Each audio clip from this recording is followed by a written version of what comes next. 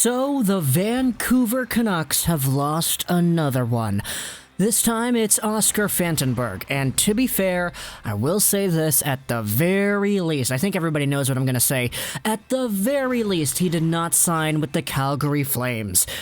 In fact, I saw people on Twitter, Taj memed this actually, saying, oh, the Flames lost out on another one because one of these guys, who is a Vancouver Canucks UFA, has gone away and not signed with the Flames. Of course, we're joking because the Calgary Canucks, they're real, let me tell you that.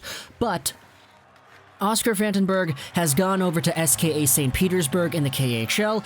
Actually kind of interesting, because that is indeed Vasily Podkolzin's team, or at least it was his old team. We noted this in a video yesterday, but Vasily Podkolzin, playing for SKA St. Petersburg, actually got demoted. He's now playing in their second-tier team, SKA Neva St. Petersburg, in the VHL.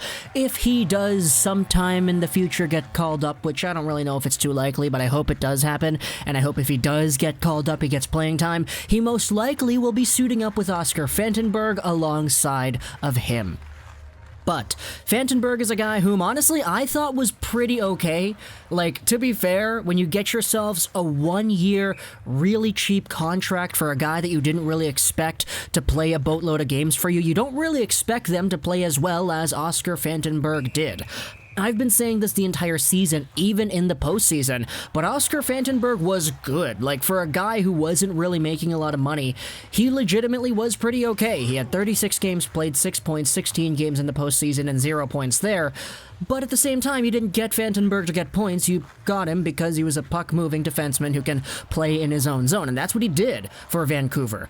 I was never really shy to say it, but I thought that Fantanberg was actually better than Jordie Benn, whom I do like because I watched the Montreal Canadiens when Jordie Benn was there, but I will say the Montreal Jordie Benn and the Vancouver Jordie Benn seem to be two different people. It's just kind of weird how that happened.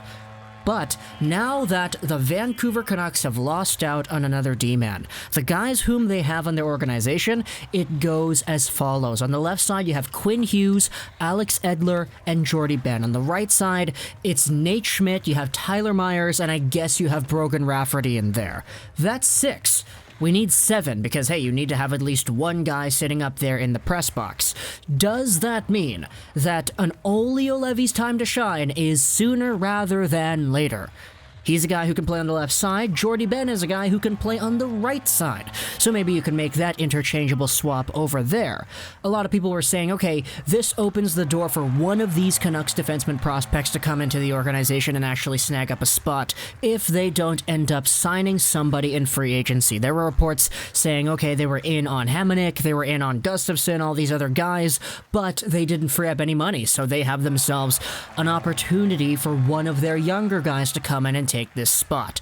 I'm saying Olli Juolevi because Jim Benning already mentioned on the radio a few times how he feels Olli Juolevi is an NHL caliber defender, and we already saw Olli Juolevi suit up in a game in the postseason this recent playoffs, and I thought it was pretty okay. So I'd be really interested in seeing Juolevi take over that Fantanberg spot, swap in and out with Jordie Benn. If it's not him, we might see a Rathbone in there, who really knows, but I want you to talk to me in the comments what you think about this idea here. Hope you enjoyed this video. Goodbye, Oscar Fantanberg, but your time was spent here nicely. Social Rose 99, and bye.